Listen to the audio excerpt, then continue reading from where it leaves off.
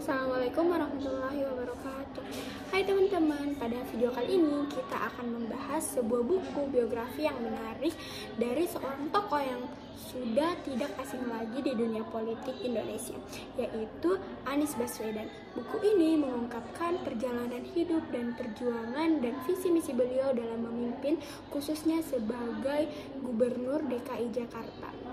Isi buku ini membahas tentang siapa sih Anies Baswedan. Beliau adalah seorang akademisi, aktivis, dan politisi Indonesia yang dikenal luas sebagai Gubernur DKI Jakarta sejak 2017. Sebelum terjun ke dunia politik, Anies Baswedan adalah seorang rektor Universitas Paramadina dan aktivis yang memperjuangkan pendidikan di Indonesia. Buku ini menceritakan tentang perjalanan hidupnya dari masa kecil hingga kesuksesannya dalam dunia pendidikan dan politik.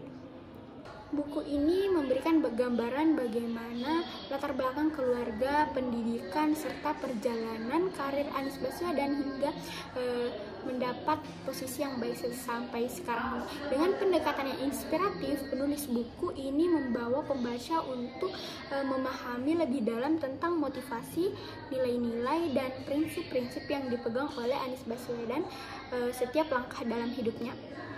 Tidak hanya itu, buku ini juga fokus pada kesuksesan yang menceritakan tentang tantangan besar yang beliau hadapi sepanjang perjalanan hidupnya.